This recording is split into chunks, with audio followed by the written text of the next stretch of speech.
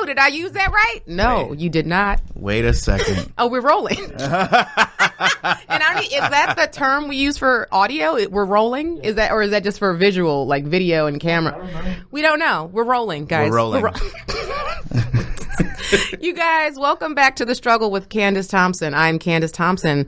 I have to say my apologies for not being incognito next week or last week when we had Thanksgiving. I was like, this would be a good week to just not work or do anything. So I took that as an opportunity to be lazy. So if you looked for an episode last week and you didn't find one, or actually not last week, 2 weeks ago, that's why I did it.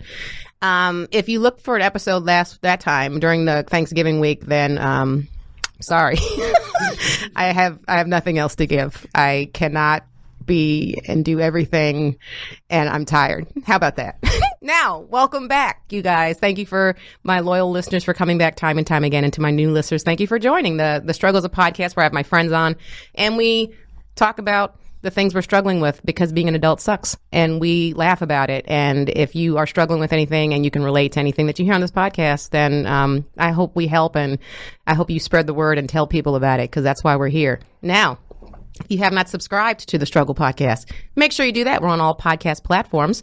Also on YouTube. If you have not gone there and you like watching, then make sure you go ahead and subscribe on YouTube. Also, rate and review us on iTunes. And like I said, I already said this, but I'm going to say it again because I think it's probably even the most important one, is tell somebody. Tweet about it. Instagram about it. Make an Instagram story about the struggle. If you are watching this regularly, tell people. All right. Now that I've scolded everybody thoroughly, you can find me on social media at Jokes by Candice, and then CandiceThompsonComedy.com for my shows. And last but not least, watch Lights Out with David Spade on Comedy Central. All right, guys. Why am I winded already? Is that a sign of getting old, Will? Is that just getting winded from speaking? I'm winded all the time. Like standing up, it's become a real problem. Just walking up to the stage to grab the mic. I'm like, Can we have a second, please? Hold on a second. Steps are the worst. Steps are the worst. And inclines, like LA is so incline based. Everything is a hill. And I'm like, I can't do it. And you're coming from New York, correct? Well, first of all, I'm sorry. Let me introduce you. I just went straight into you guys. My guest today is the hilarious comedian Will Miles. Hey. Where can everyone find you on social media? At Mr. Will Miles, MR Will Miles. And I spell Miles the regular way, like the measure of space.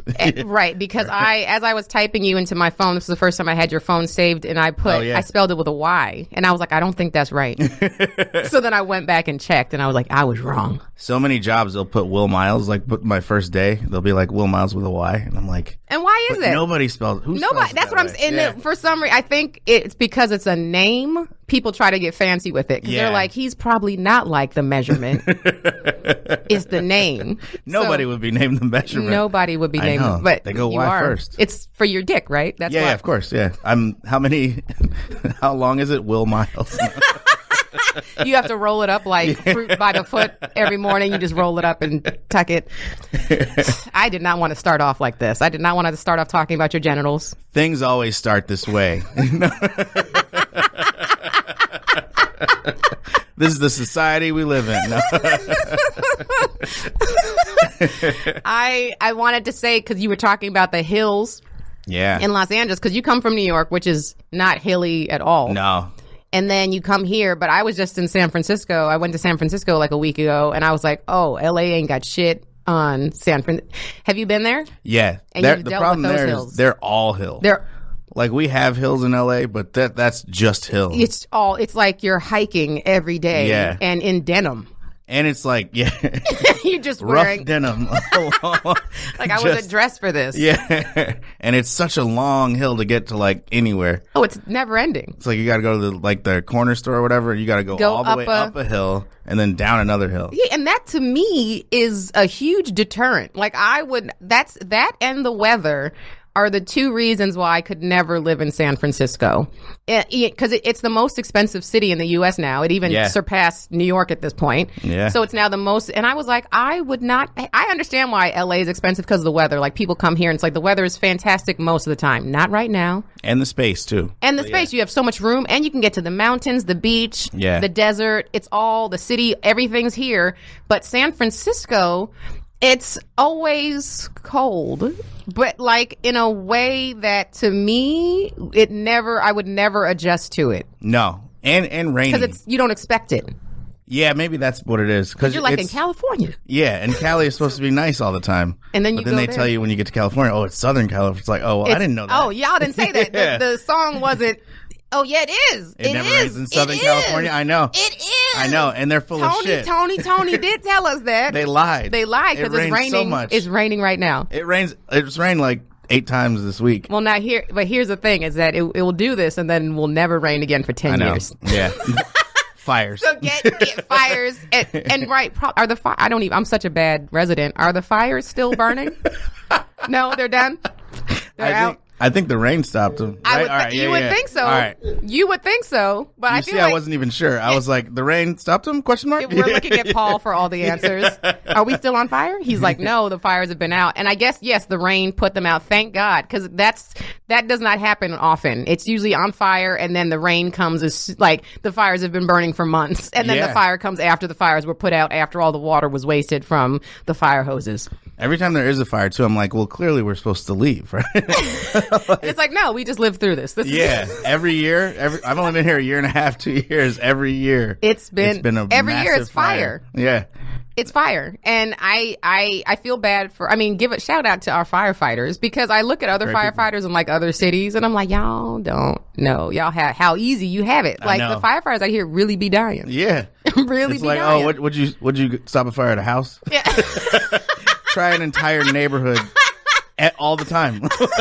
Try a whole 3-mile stretch of woods. Like, it's insanity. Oh, I watched a very interesting documentary called Game Changers on Netflix. I watched that. Yeah. It's about it's like athletes that have gone plant-based. Yeah. And what was very interesting to me was when the guy went to the fire department. It was a former firefighter, I think, and he went to his fire department and said that the number one killer of firefighters is heart disease. Right. Not fire. No. Yeah. I was like, what? Because they don't eat well. Because they don't eat well. Y'all are dying more from bacon fat than the fires that you're fighting on a regular basis. And they really got to eat healthy, because they got like my heart, it's probably in not great shape, but when is the last time you've been to the doctor? It's been a little over a year, and that's not bad. That was new. That was the first time in 3 decades. Yeah, maybe like probably 10 years, 1 decade, but it was bad. But yeah. Like, I just go on stage and then go in writers' rooms. It's not like high pressure. They're high pressure all the time. All the time. And the stress of having to fight. And I think that there's no way. I feel like, because if judging what I saw in that documentary, the way those guys were built, they don't take their health seriously. That one guy looked like me, and it's not good. I shouldn't be a firefighter. But you would think those guys would have to be in shape because but they're not. They're like, to me, they're like the baseball players of community service. Yes. Because they're never really in shape, even though you think they would be, because technically they're athletes. Right. You're out in these fires. It's like, but you do so much more physical work than me. How why am I? How? If you're a firefighter, please call in. We have questions. We don't have a phone line. I just like doing that. But call somewhere. It'll get back to us, I'm sure. If you're a firefighter, slide into my DMs. I have questions. So, Steve, I did want to say, so really quickly, I would like to talk about the stuff that you're working on. Because you're a writer on Comedy Central's South Side. Yeah. Where is that right now? Are we in a second season? We're in the middle of doing the second season. Yeah, writing. Congratulations. Thank you. Now, I will say, it's a very funny show. I've seen the first 2 episodes. Nice. But that to me is the litmus test. Like, if I'm laughing at the pilot, it's only going to get better. Yes. Because pilots usually are trash. I agree. Yeah. It's like, it's a big thing that we talk about all the time. It's like, damn, that's funny. This shit's funny. Yeah. And like showing it to people, it's like, it's funny. And the most of the comments are just like, this is all jokes. And it's like, yeah, great. That's all. And I think we've gotten so removed. People have forgotten about jokes because of the whole movement, the PC, and all these sensitive people saying we can't joke about this and this. So what happened was the shift of comedy became people who were just policing people and saying you can't say this and this, and like that's a comic. Yeah. They're calling those people comics, and it's like, and it's been happening now for a few years now. So it's like. Yeah. I think it's refreshing when we actually see shows that are just jokes. Just jokes. Because then everything became like half comedy. It was like, let's do half comedy, but let's make it a serious through line. And not even half some of the times. There's shows out there they call comedies now. I'm like, I haven't heard anything funny since the second episode. And I'm on episode 8. Yeah, and nobody's even trying to be funny. What is this? It really has become like the alternative to comedy, which is like, but then is it comedy anymore? And I've always had this debate. I know. I have the debate all the time because there's even like, I love all forms of performance art, and there's a lot of. Do you? I don't know. Even like, I was going to say, what about those people that are like doing the, what is it? I'm just picturing like modern dance, interpretive dance. You fucks with that? A little bit. No. I asked Will to take off his sweatshirt. He's wearing a unitard underneath. I knew it. I did see the Hare Krishnas dancing in Santa Monica, and then I saw. I fucks with Hare Krishnas. I love Hare Krishnas. I practice Krishna consciousness. Really? Yeah. That's amazing. Have you been to SRF? I have the not. Self-Realization Fellowship? No. And, oh my God, we've got to go. All right. I'm starting transcendental meditation soon. Yes. No, I meditate every day. Yeah, hell yeah. Nice. I meditated That's here. That's how it happened. Anyway, continue. And it was like everybody in Hare Krishna outfits. I don't even know if that's cool to say. You're going to get canceled by the Hare Krishnas as soon as this airs next Tuesday. As soon as they get internet. As soon as they get internet, you are done, my friend. Yeah. For saying Hare Krishna outfits. It was a black dude with sweats and braids in the middle of them. In the middle? Just like doing like a shoot dance. I don't know what happened and what part of the group he was in. But I was like, how did he get in? Is this like the first day? But I guarantee he was making it more entertaining. Oh, whatever he was doing. There was a crowd watching them. Of course. Yeah. Of course. So wait, where was this? This was right on the 3rd Street Promenade, right across from the Nike store. What? And everybody was like watching this dude be in the Hare Krishnas, and the Hare Krishnas weren't mad. I don't know if they don't get mad. They don't get mad. They're not gonna get mad. That's not what they do. They were just loving it. Yeah. Playing the drums, beating the drum, and he was just like, woo, shoot. Shut the shoe. He started doing the shoe. That's hilarious. So wait, do they do this regularly? Is this something? I only saw it once, and I had the same question. I was like, wait, is this every week? Because I'll come back. Yeah, I would love to. Yeah. So you just stumbled upon it? You didn't like, oh. And it's that thing when you're walking around high and you see something, you're like, man, that ain't real, right? You then go home and wake up the next day. Wait a second, did that happen? I gotta go back. That's me every day, even when I'm not high. Did that happen yesterday? Because it's just time flies so quickly now that I don't remember anything. I'm like, was that? Yeah. Did I have a baby? Did I? I guess not. There was no baby here. No baby. There's no baby. So. Thank God. And you hear, wow. Like, oh, no. Oh, fuck. That is my baby. No. He's 7. Speaking of babies, you just got married. You got married. I got married. Hell yeah. How long has it been now? Like a couple months? 5 months. It's 5 months. Holy shit. Are you sure? That's the thing about time flying. I'm like, I'm not 100% sure. No. It'll require like some pen and paper and be like, all right. To be like, yeah, so. Carry the July. 7 divide by January. What? 5 months, yeah. How did you divide by a month? Like. Add January. So you guys got married, and where did you get married? We got married at the Brooklyn courthouse. Just kept family. It low key. Kept it super low key. That's the way to do it, man. Because to me, not that I've ever really wanted to get married. It's just never been. If it happens, it happens. Whatever. But it's just never been on my vision board. But I've always said that the build up to it and all the time that people use and like planning and the money, and I'm like, I would rather put that money towards the honeymoon or a house or if we have kids, a kids college fund or something that is not just gonna. It's gonna have it's one day and then it's just gone. That's exactly our thoughts, and it was never on my vision board either. It was just like if it happens, it happens. Yeah, and it then did. It was like, all right, great. I like this. Yeah, you like it. I want to do it. Yeah, yeah. And you got married to another very funny comic, Julia Rossi. Julia Rossi. And you guys are you guys give me hope. I never condone comics dating. I know. Did you date comics before you got married? I fucked comics before I got married. That's the way you're gonna do it. Yeah. If you're gonna do it, fuck them. Don't expect anything from them. And it was both had no expectations. That's so great. It was always like one of those. But great. I never dated a comic.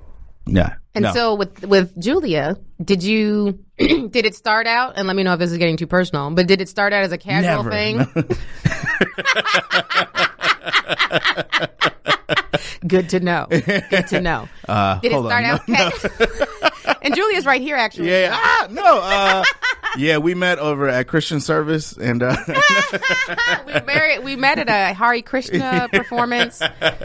She was in the middle dancing, and I was like, "Who is this chick?" It was casual at first. It was casual for her. I knew I liked her a lot, but she definitely started out casual. Oh, and then I was the serious one.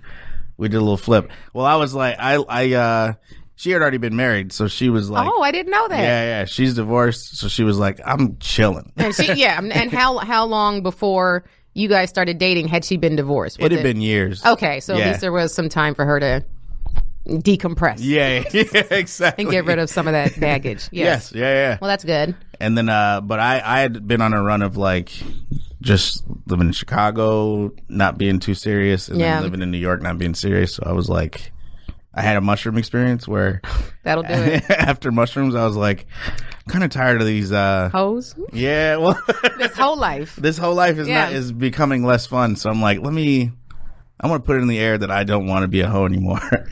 And so I kind of just felt that with the universe. And how long after you did that did it take you to meet Julia? I had already met her, but we didn't hang out until I think I did the mushrooms in May. We started hanging out again in June. I like how you called them the mushrooms. The mushrooms. I did the shrooms.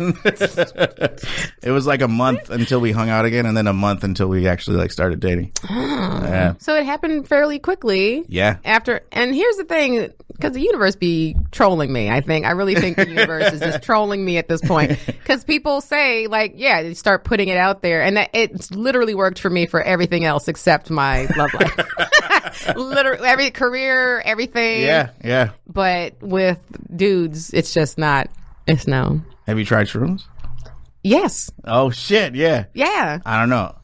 Yeah, I had an experience. I was seeing a guy, not the last time I'd done shrooms, but one of the last times I'd done shrooms. And it was not serious. It was definitely a casual thing. We never discussed exclusivity or anything like that. But while I was in mid-trip, I was like, I think I want to try something with this guy. Like maybe we can, because we've been seeing each other for a while, so maybe it's time to like see if we can move forward and try. No. I proposed it to him. I was like, what do you think? He was like, nah, I can't. I was like, okay, all right, guys, bye. Look at the time. That's my time, you know guys. what? I'm gonna get on that bus. Wait, you're still on mushrooms. There's no bus.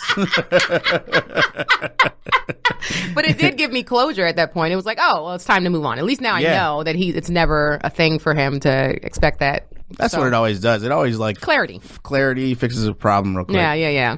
But yeah, that just happened with that one. Your situation just so happened to fix you found love. I did. And I did not expect it. I found love in a hopeless place called comedy. No. You don't know. Listeners have no idea how true that statement, what you just said, is. Like, you have no idea. Comedy is the loneliest place. It really is. And that I figured that out when we were dating because, a lot of people have the no comics rule. Yeah. But then you're like, nobody gets you. Nobody gets us. We're so weird. It's like nobody's going to put up with, especially early on when like in Chicago when I was going out trying to get up every night. Yeah. Like 3 different spots. Yeah. And it's like, who would date that person? Right, because if you're a That's regular ridiculous. person with a regular job, that's when you're home and you want to have time with the person that you're seeing. Yep. And then we're like, peace out. We got to go be in these streets. Yeah. I got to hopefully get up at this club. Yeah, it's ridiculous. Hopefully. Hopefully. And I might not. I'm going to hang out at Jokes and Notes for 4 hours. Might get up. Are you cool with that? I'll meet you afterwards. And also, I may or may not have a career in 10 years. Right. We're all just shooting in the dark right now. Yep. So that person has to be okay with like a person who does not really have like any solid evidence that what they're all this time they've invested in effort is going to lead to or manifest anything. You got to see a lot of potential. You got to really love somebody to deal with a comedian. Yes. For sure. Yeah. So I always thought that. I'm always like, I don't know who, like musicians, I guess, because they have a lot of time with being very broke. So you think it's just as difficult to date a musician as it is a comedian? It must be, right? Yeah. Probably. Yeah. It's got to be. It looks like a terrible job as well. That and they're normally hotter as well. Yeah, so they probably have like more options even. Yes. Because I know comedians, women love funny dudes. Like I know that you guys have options for sure. But I think musicians on top of like you got comics are just in general not known for being sexy. No. That's not a thing. The thing about the dudes being able to like talk, they have to see. Like I definitely have had girls who I knew or I'd met previously, and they obviously were like, I mean, I don't think I'm gonna fuck you.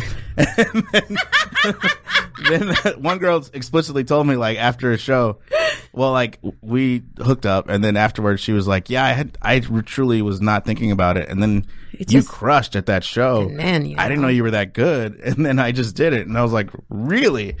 It's like lightweight makes me feel good, but also makes me very sad. Because it's like, so you're saying if I wasn't funny and it was just my personality as is before and my looks.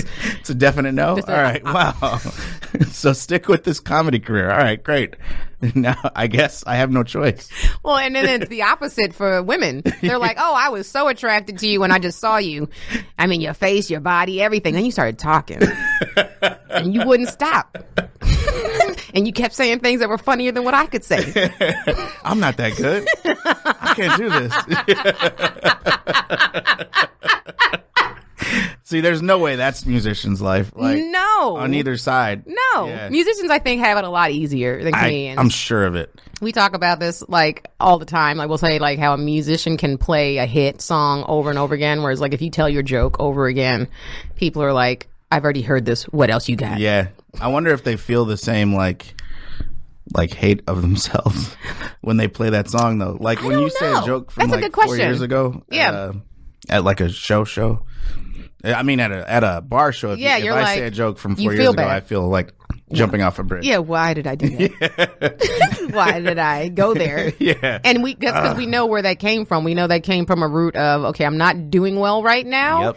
And this crowd work or whatever it is that I'm fucking with right now isn't working. So I'm going to go to an Old Faithful. Yep. I'm going to go to an Old Faithful joke that I know will work. Yeah. But it's kind of like cheating for us. It's like while we're on stage, it's like we're trying to figure out a puzzle. And it's like, how do we get at, if I can't make them laugh, I got to figure out how to make them laugh without relying on some stuff that I know works, without going back to a joke I did on late night. Yeah. I'm doing my Conan set from 2008.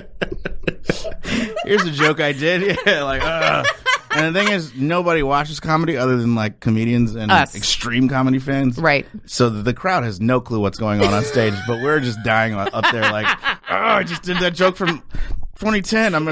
I hate myself. Yeah. They're like, that new joke is hilarious. Yeah, they're like, oh, that was fantastic. What are you talking about? You killed. And I'm like, did I? Why do I want to walk in traffic? Exactly. Why do I want to jump off a San Francisco hill right now? Because I regret every decision I've ever made from this, but I guess if you like it.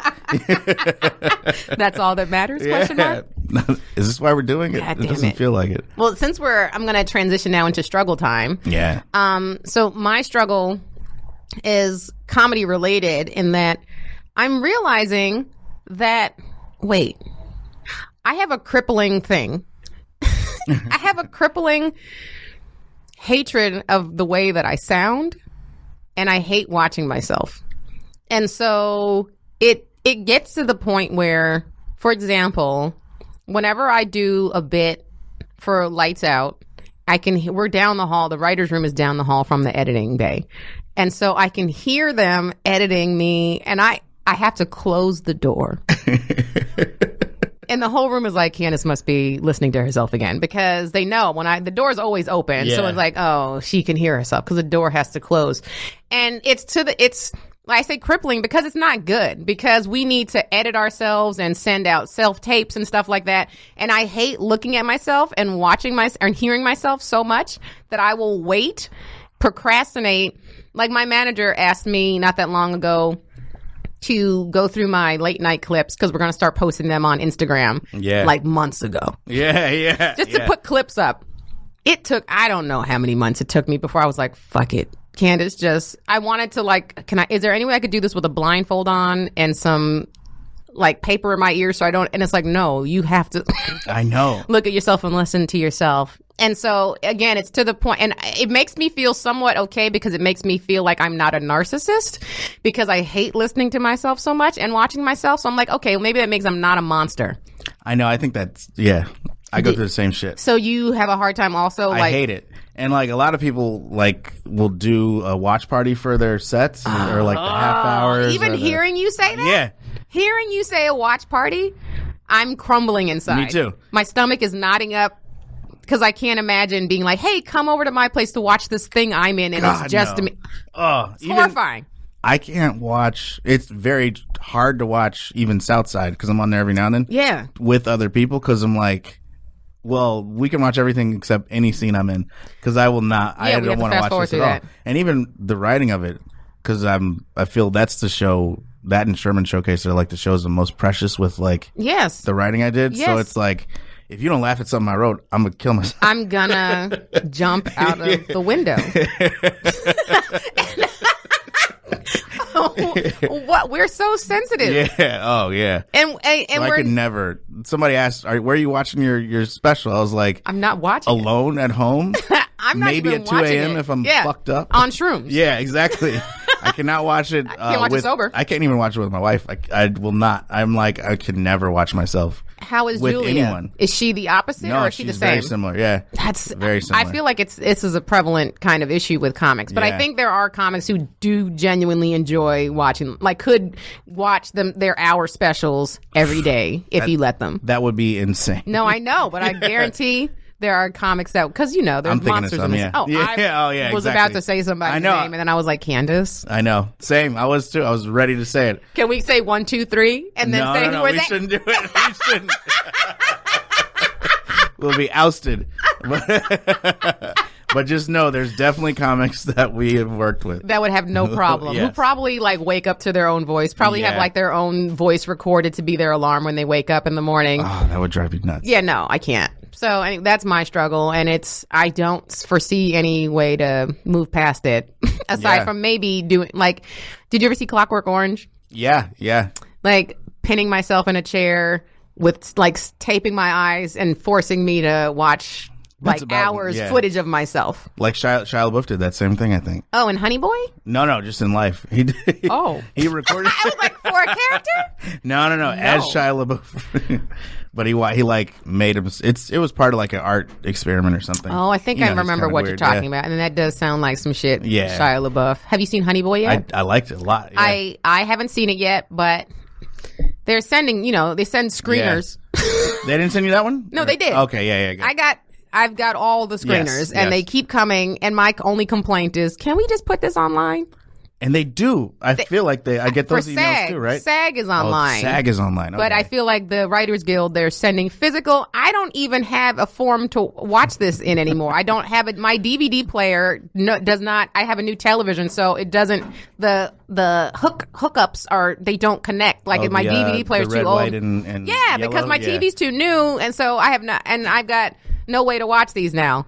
I got a PlayStation 4, so I got. Yeah, you can do that in movies on there. Yeah. So I just watched Hustlers, but yeah, I haven't seen Hustlers. There's so many things, and then there's all these screenings too. But I can never make it to unless they're like on the weekend, and even those are tough sometimes. And they're always on the west side too. Yes, and which so is it's like good I'm not for gonna me. make it. Yeah, oh yeah, it's good for me. Yeah, works for me. But that's how I watch Honey Boy. I watch the screener. Yeah. Do you know the chick that directed it? Yeah. Yes. Byron. Yes. Byron's girl. So Byron is also Byron's a very funny. Very funny comic who's also support Honey Boy. Go see that because I hear buzz that she might get nominated. I know, that's so cool. An Oscar, especially because I feel like he's been championing her in like personal conversation for so long. Yeah, no. Where he's like, yo, my girl's really doing some shit. Really talented. And everyone's like, prove it. Yeah. And now her name's on a billboard. It's like, yo, and it's Byron a dope movie from what I've heard. So yeah, hopefully I'll have some time to go see, or I'll just bring it home with me when I go home for Christmas and my parents have a DVD player. That's the best part of Christmas. It's the best part. And my parents get so happy when I bring them all the movies. My nephew. Not that I give them to them. Yeah. Obviously just for me to watch. Yeah, no, we don't give those out. You're not supposed to give those to people. You never give those out. Yeah, no, you let them rent them. I charge my parents. Yeah, me I too. say you can rent it for a week. $30 a pop.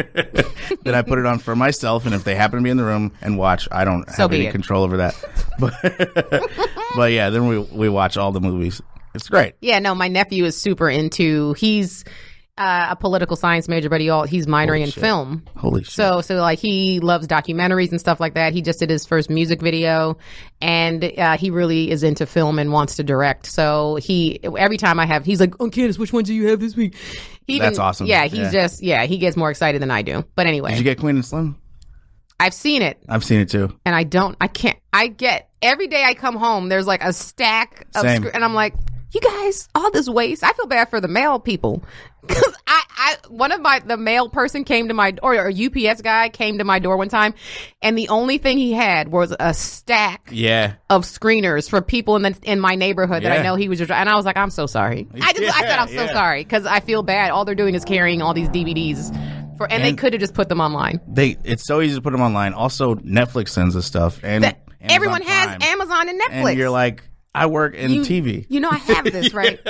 It'd be weird if I didn't have Netflix or Amazon Prime working in television. And Hulu, all of it. Hulu. Like, like, don't send me these. We have all these things. And I think about the people who are the waste of people, like time, the people making them in factories, and just the products that are being, like the materials. Like this, you guys are supposed to be green now. We're supposed to be going green. Especially Prime, because those are like intense boxes and whatnot. They will send you a whole season. Did you get the whole season of Marvelous Mrs. Maisel? I did. And I got the jewelry box and all that shit, and like the hat box, I think, and the Modern Love jewelry box and tote. Honestly, the Modern Love stuff was great. They actually the tote bag and all that stuff. Oh yeah, like this is nice, real nice. Yeah. They actually sent Rachel Brosnahan to my house. Did she do the character? She did. She was in full makeup and wardrobe. I was like, I don't really want to see a scene. Well, you're here. Go ahead. Watch season 3. Yeah, you drove all this way. Go ahead. Let me get some popcorn real quick. She probably lives like around. She might. She might. Okay, so we've wasted so much time. I feel like, but you're so fun to talk to. Hey, you're so fun to talk to. Thank you. Whenever you can tell when it's like people are just being like, not difficult, but maybe don't have a lot to riff about or say. And it's like, okay, let's get to the struggle immediately. If I ever get to a struggle within the first 12 minutes of the podcast, it's rough. I'm like, oh, we gotta find something to talk about for the next 48 minutes. Anyway, so let's discuss my struggle. My struggle, I would say, the thing that's been noticeable the most is I struggle to care about everything, and that's been a big problem. And it's where it's like slowly teetering on anything, where you're like, I know I care about stuff. Well, I definitely care about like family and the problems going on amongst my family. You're not like a sociopath. Right. Yes. Which this year has actually been more than expected and all that stuff. So it's like a lot, and like personal friends and all that stuff. Like passing and everything. Oh shit! So you had with earlier. That was earlier this year, and so I made them. I did do the thing that I do a lot. I don't know if it's a man thing. It happens to be a lot stereotyped for men, where you like then bury yourself in work. And shit like that happens. So I immediately did 2 different jobs, and when you're in that headspace, it's not right already. Like, I don't know. I had a weird couple of months for sure of me being like, I don't want to be here. But really? Also, it was that serious? Yeah. And I didn't even realize it at the time, but I was just being like aggressively anti everything. Yeah. I was like, I don't want to do this job. I don't want to do this job. But the thing that worked out for me also was in one of the rooms, they didn't let us have phones, and the room would go very late. So I would be away from Twitter all day. And then it would go which like is unheard of. I know, exactly. Right.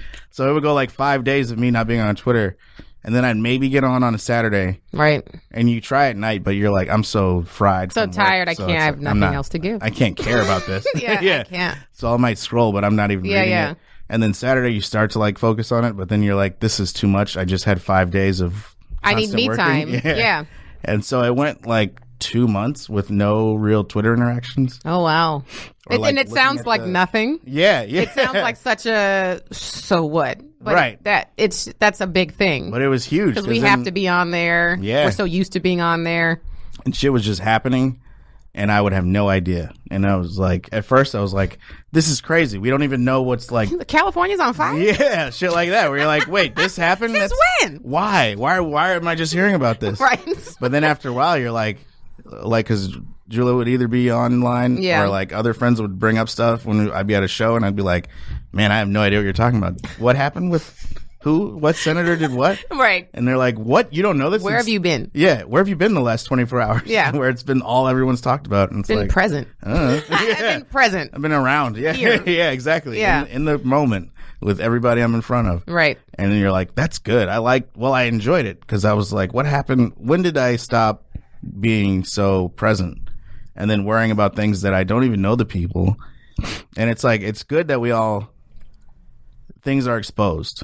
And it's like, great. The world is fucked up. Everybody now knows nobody's lying.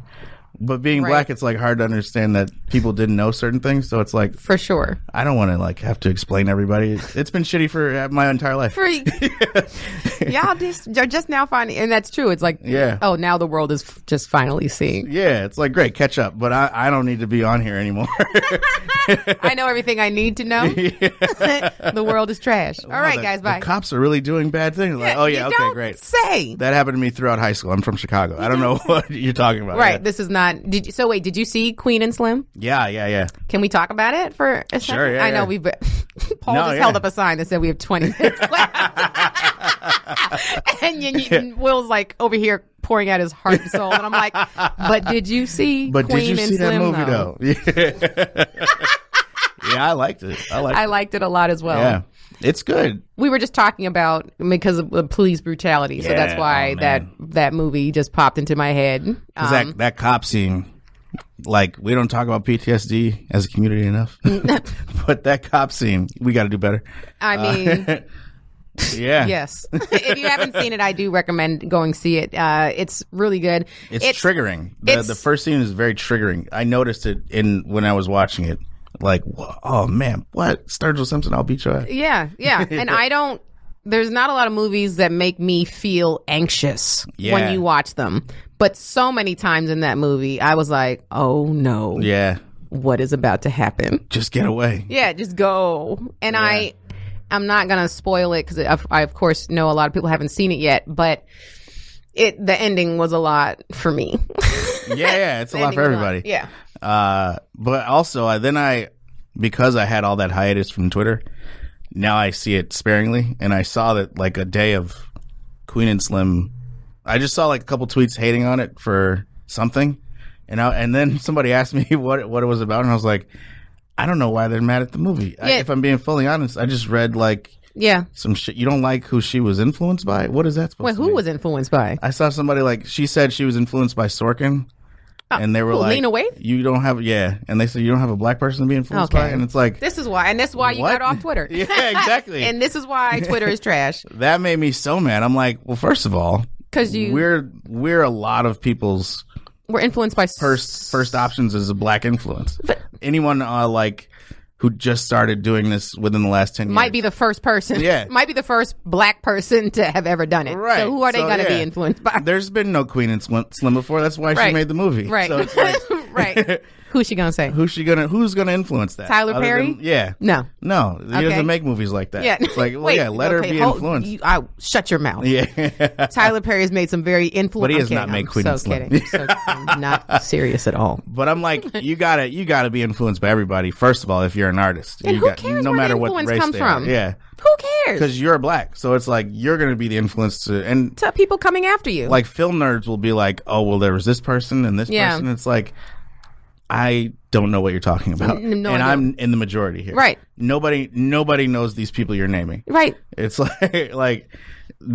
she watched TV and West Wing was on and Sorkin, and she was like, "Oh, this is good. I like this style of storytelling. Yeah. I'm gonna carry that into my shit."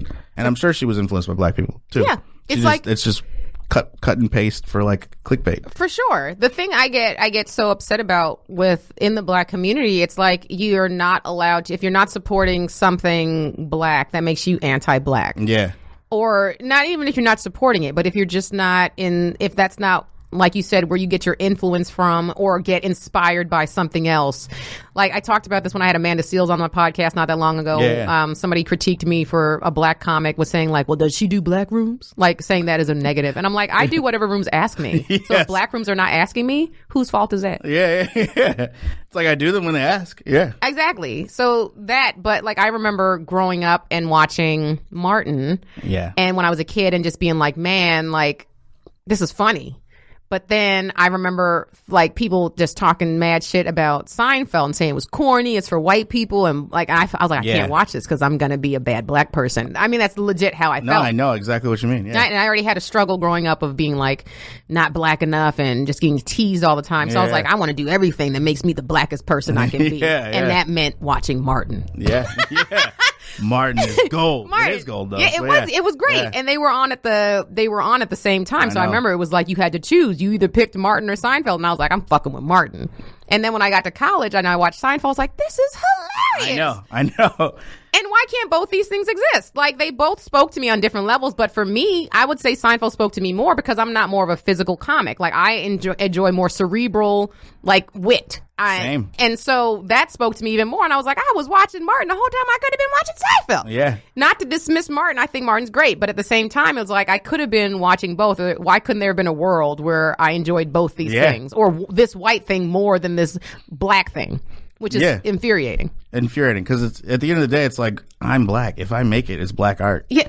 And don't matter. I'm making it for myself, who is a black person. A black person. And every art I make is like, I enjoy it so much that I'm like, I like this. And then I know there's going to be, I've pretty much only found success working in black television anyway. Right. It's like, clearly I'm saying something black people connect with. Right. We're not the only ones. Yeah. There's got to be more than 3 of us. Yeah, exactly. There's a million, 2 million views on Southside premiere. That's fantastic. Pilot and second episode. It's like, well, yeah, and it's mostly black people from Chicago. That's great. Which is who I am. That's like my favorite thing about the show. It's repping Chicago. Yeah, repping Chicago hard, repping black Chicago even harder. And it's like, yeah, of course. But who we're influenced by, that shouldn't play a part in you watching what I'm making. Whatever it is that you're enjoying right now, be thankful for what influenced me. Yeah. You're enjoying this. Right. We made the black art. Right. We're black. Blart. Yeah, no. Blart, baby.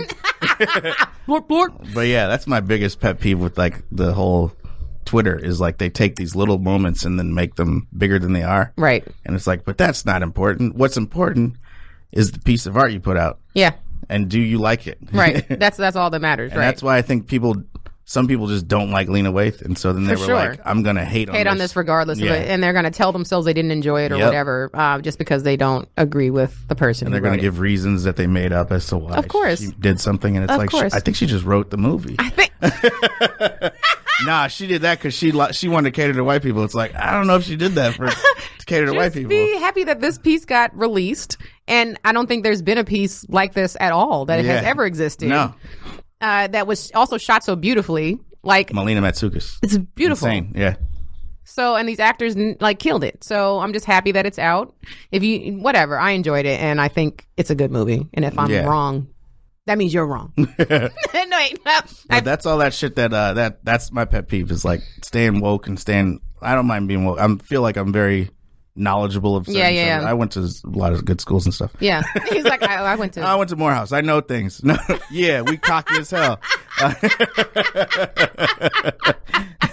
know some people that went to Morehouse. Oh, yeah. We'll chat after. We're very cocky people. But we're also in power positions, so what are you going to do about that? So now what? Y'all watch the news? Try Bakari Sellers, Jeff Bennett. We all over the news. Yeah. I'm just gonna we'll give shout outs for the rest of the Surgeon podcast. General David, I forgot his last name when we were in college though. He was a Morehouse man. That was a great shout out. Surgeon General, forgot his name. Yeah. That guy went to Morehouse. He was real. Yeah. Guru, Metro Boomin. These people went to Guru. I know. R.I.P. Remember him? Yeah. He was great. Killer Mike. Oh, I didn't know he went to Morehouse. Yeah. Are you enjoying his show on Netflix? Have you watched that? I like that show. It's really great. He's a very smart man. He's very smart. As we all are. And it doesn't matter if you put the prefix killer in front of your name. Because you think, this guy probably didn't go to college. He's just putting killer in front of his first name? What happened? Not Mr. or... No, killer. Yeah. Very smart guy. So you said you stopped caring. So about everything, yeah. But everything, you mean like just in the media, like for instance, because that Peloton ad blew up this week. Oh my god, yeah, we talked about it on our show. We were supposed to care about it, and it's like I know for a fact I don't care about this. So just, what are you talking about, Will? It's Peloton. It's Peloton. Well, we have to tell people who don't know what happened because there are so many listeners of this show who I'm sure also don't care. Yeah. So I need to who don't know what's happening, and the only reason why I care is because I work on a show where we have to talk about these things and make fun of it. As comedians, I feel like we have to know. We have to be abreast of everything stupid, and so Peloton. And Peloton is that exercise bike that has the monitors, so you have a personal trainer that's right there with you, and then you pay like $2,000 for the machine, and then $50 a month. I think is what expensive. it is. Yeah, for this thing, because it's like a subscription, because it's like going to the gym because you have actual like a personal trainer in front of you, whatever. So there was an ad that was very polarizing. Yeah, and I really don't see why. I don't think it was that bad. I think it was a bad ad, but I don't see why they lost stock. Like $1 billion. That's insane. From a Twitter argument for no reason. From an ad about a woman on a bike. She got basically what happened. She's on her Peloton. She received it for Christmas last year.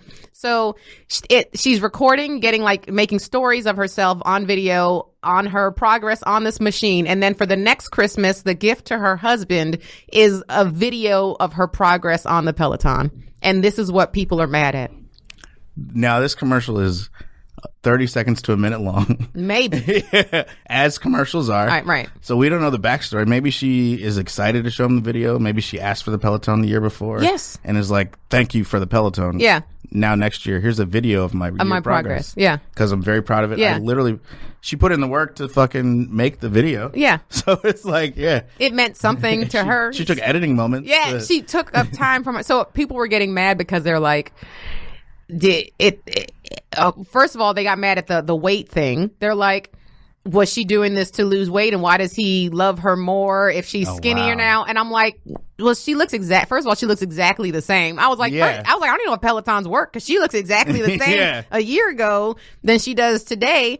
But I think also I think we figured out why, as collectively as a society, why people think that this was a bad ad is because she looks like a victim. Yes, that's true. Her face, and it was bad casting. Like, this chick just has eyebrows that look concerned. Yeah. She looks like he had kidnapped her and was holding her hostage on a Peloton. Yeah. And I think that's all really it was. It's just her facial expressions concerned people. Yeah. No, that's it. And people got so mad at her facial expressions that they were they took their money out of the product. How do you even do that? You already bought the bike. I would like my money back. I would like to. And the bike's in the house. I don't understand. Like, I just, when I saw the commercial, I was like, oh, this is just a bad, stupid commercial. Me too. And I saw it for months. And what I noticed was it conveniently started getting talked about around Thanksgiving when everybody goes home Christmas and watches TV for the first time. Yeah. Because, I have cable because I have to. Yeah, right. Obviously. But nobody else has cable. So I had been seeing the ad for months being like, this is a weird ad. Same. I saw this. And then when I saw it go viral, I was like, what's happening with this stupid ad? Right. Me too. And I was like, oh, people just watch this? It's been on for 6 months. Yeah. It's been stupid in my mind for 6 months. It's been stupid. Yeah. Why are we just now? Yeah, I thought it was a new ad. When we pulled it up on the screen in the room, we're like, there's a Peloton ad. I was like, oh, but this is the one I've already seen. What's new about this? Yeah, no, I agree. 100%. And it certainly didn't make me mad. I quickly moved on when I saw it. I was like, that's a weird shit. I thought it was weird because I think vlogging is weird. So I was like, it's weird that she's vlogging her workout. I didn't know it was some weird. It was bad on a lot of levels. Yeah. Because it was so unreal. Who records themselves while they're working out? And then also, what a shitty Christmas gift to give your husband. Yeah. Like, he gave you a bike and you gave him an Instagram story. And we just found out that bike cost about $10,000. Yeah, and we found out. Including subscription. So it's like, you fucked up. He deserves more. He spent all that money on you it. cheap bitch. Be mad at her for that. Yeah. You know? Yeah, no. But that kind of stuff is what was all over Twitter for those 2 months. Shit like that, where it's like, but in no world, if I really just sat and talked to only friends I saw in person for that long, this would never come up. Right. So it's like, I know it's not important to me. It doesn't. So why should I have an opinion on Twitter? For sure. About this stupid ass ad? For sure. But now let me ask you this, is because you stopped caring about stuff, do you feel like that it has affected your stand-up at all? Because that is our whole thing, is we care about things. Even if they're stupid things, we have opinions on things, and that has given us material to talk about. Yeah. So now that you're in this mode, and I completely relate to this 100%, because I'm in the same situation with you. It's like, I'm so burnt out on everything that I'm like, I just need to tap out for a minute. Has that affected your stand-up negatively? Yeah, it did for a while. But I'm starting, also because the room would go so late that I had no time to do stand-up. Right. So then it would be like, and you're just fried. When you're getting out at like 9 or later, it's at midnight, you're like, I'm fried. I don't even want to go do stand-up, if I'm being honest. And then you're like, you got to get up and be in the room again. Yep. 10 So o'clock it's like, in the morning. No, thank you. Yeah. But so it affected that, because then I had, first of all, no material, because what else am I doing other than going to a writer's room? I don't have time to write. And so I didn't have anything to talk about on stage anyway. Yeah. So then it was like, it definitely affected my stand-up. And then I think that also paired with the friend dying and then dealing with all that, where you're like, what am I even doing in life? Yeah. Like, what is this? What has my life become?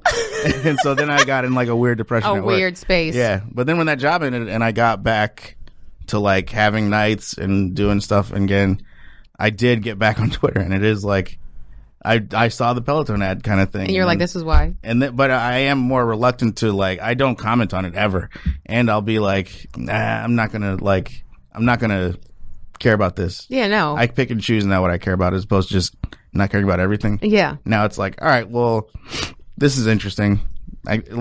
Trump is going to do something crazy every day, so I'm not going to really focus on that. Yeah. Until there's a big news, he's either gone or whatever. Impeached or something. Anything like that. Then I'll focus. I don't. But these little things, it's like, that's going to add up and drive me crazy. I can't deal with it. I can't. Right. And part of me does feel kind of irresponsible sometimes when I check out, because I'm like, maybe I should know what's going on. Not just for comedic purposes, but also just to live in the world. Yeah, to live in the world. And people shame you. Like, if you don't, what do you mean you don't? You don't care. That means you don't care about. And I'm like, I don't have time. That's the thing. To care. And that's why I'm always so reluctant to be like, I stopped caring, or I'm struggling with caring. Yeah. Because it's, people get so mad when you don't care, but I'm like, but why should I care that much? And it's just because you're telling me I should care? Yeah. You're bullying me. Yeah. Which is something I should care about also. Yeah. And I don't. No. And I don't care. Hey, look, we all survived bullying. You know what I'm saying? And that's and that's what, no, you shouldn't bully. But at the same time, bullying, I got bullied. I bullied people. I'm not saying what I did was right. But at the same time, like, it's just life. Life is hard. And if everywhere is a safe space, no one builds character. No one gets good at anything. No one gets funny. No one makes inventions. You know what I'm saying? Like, if we're all just the same and we live in this cozy world, like, that's what life is. And if we're just protecting everybody from life, isn't that just boring? I also do have a feeling that if you don't get bullied for something you like, how do you know how much you like it? Dude. So it's like, I wear weird shit, and I have been since I was a baby. When I first met you, you had a fanny pack cross. Exactly. And you know how many times I've been made fun of for that on other coasts and then back in Chicago? No, I know. I like that so look, it's like, well, yeah, if I'm still rocking it after 7 people clown me, then it's like, no, I'm still fucking committed to this. I'm a weirdo. I'm gonna live in that. That's a great point. And I like it. I do it sometimes too. And I didn't like the look at first on anybody. Yeah. But then it grew on me. But I rarely see men doing it. Yeah. So when I do see a man doing it, I'm like, good for him. Yeah. Because I know that fanny pack life is hard for a man to pull off. Yep. Even liking stand-up comedy in high school was a little nerdy. And people for are like, sure. what the fuck's wrong with it? And Seinfeld. Even I liked Seinfeld in high school. I got made fun of it, but I still liked it. So it was like, clearly I like it. That's a great point. You shouldn't like harsh bully. No, don't punch and call people out for being like different. No, but like teasing. Teasing is fine. Teasing, please do that. That's what we do for. That's what you guys tune in for. You turn on. That's just teasing, and it's funny. And that's again. So yeah, no, I am. We can't care. And the people that I think that say they care about all these different things, I think they're lying. I agree. I think they're just doing it to put up, an air of this is so that they don't get made fun of or they don't get shamed for not caring. Yeah. Because who has the time? I don't. I don't. On that note. I don't. Oh, is it time? Oh, well. We did it. Yeah. We did it. But I had so much fun that I want you to come back. Definitely. And I've been short. My manager was like, Candice, you've been the last couple podcasts. There's people's struggles are 7 minutes long. But I'm telling you, when I have a good person on, we just start riffing about stuff. Like I want to cover that stuff. Maybe we'll make this a 4-hour podcast. There we go. Paul? There we go. No. Okay, no. No comment. Will, where can people find you one more time on social media? At Mr. Will Miles, at MRWILLMILES. And your shows, Sherman Showcase? Sherman Showcase comes to Hulu December 11th. Southside comes back on Comedy Central next year. All that is on now. Grownish starts January 16th on Freeform. He working. Yeah. Guys, he working. All right, guys. Support Blart. Black art. Do it. You guys, thank you again for being here and tuning in. If you have not subscribed, make sure you do that on all podcast platforms. Rate and review us on iTunes. We're on YouTube. Subscribe there. And if you haven't told somebody about the struggle, make sure you're doing that. If you're enjoying this, Jokes by Candice on social media, CandiceThompsonComedy.com. Till next time, guys. Bye. Bye.